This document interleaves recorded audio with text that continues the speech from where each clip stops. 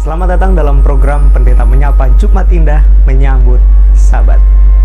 Gambaran yang tampak dari kehidupan bangsa Israel kuno dalam mewujudkan penyembahan Sabat adalah banyaknya tantangan yang harus mereka hadapi. Dan itu datang dari budaya Mesir. Kita semua tahu bahwa bangsa Israel hidup sebagai budak di Mesir. Dan Fir'aun memberikan tugas yang sangat berat sehingga pilihan untuk beristirahat sama sekali tidak ada. Mengapa demikian? Karena para dewa di Mesir tidak pernah beristirahat. Inilah karakter dewa-dewa di Mesir yang mereka sembah. Dewa yang terus menuntut produksi tanpa akhir dan dewa yang tidak pernah merasa puas.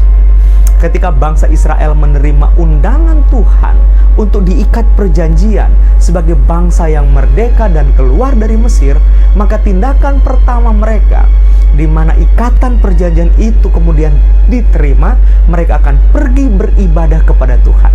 Saudara tahu apa efeknya? Fir'aun membuat penindasan semakin hebat.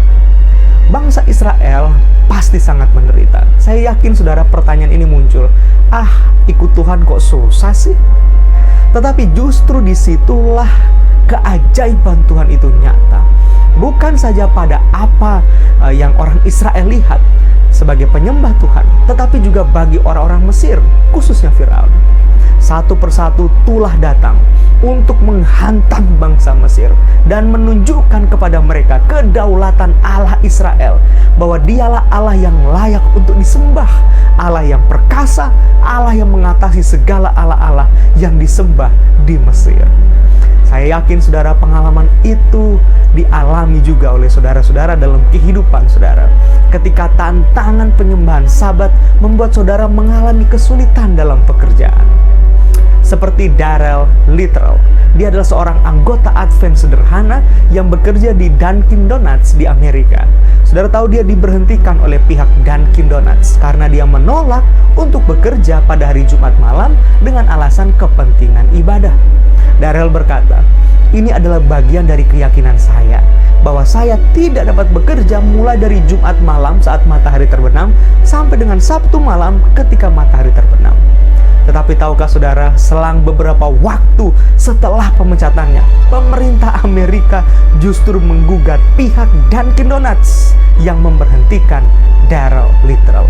Gugatan pemerintah Amerika Serikat akhirnya memaksa pihak Dunkin Donuts untuk membayar semua kerugian yang dialami oleh Darrell. Luar biasa.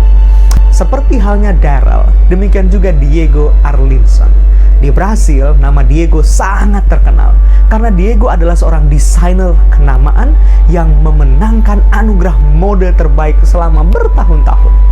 Tapi yang membuat hal itu sedikit menggusarkan hatinya adalah acara penganugerahan karya terbaik selalu dilakukan pada hari Sabat. Sedih, saudara. Selama bertahun-tahun itu pula Diego tidak pernah menikmati pengakuan atas hasil kerja kerasnya. Tapi itu tidak membuat Diego lantas meninggalkan penyembahan hari Sabat. Hal mengejutkan terjadi, saudaraku. Pihak berwenang tiba-tiba mengubah acara penganugerahan yang tadinya akan dibuat pada hari Sabtu, sekarang dibuat pada hari Kamis. Ajaib. Hal ini sangat membahagiakan Diego, sekaligus menguatkan imannya bahwa Tuhan yang dia sembah adalah Tuhan yang sanggup membuat keajaiban.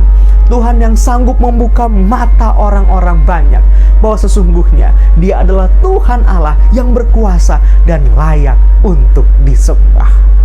Saudara-saudara yang dikasihi Tuhan, pemahaman yang benar tentang konsep beribadah akhirnya menjadikan praktek penyembahan pada hari Sabat sebagai sebuah penyembahan yang pasti dan tidak dapat diabaikan. Sekalipun penyembahan itu tidaklah mudah untuk dilakukan karena ada banyak tantangan. Itu sebabnya kita perlu mengerti bahwa penyembahan adalah mengenali siapa kita sebagai tanggapan terhadap siapa Tuhan. Sehingga hal ini dapat membantu kita lebih baik untuk memiliki action yang benar di dalam ibadah kita kepada Tuhan.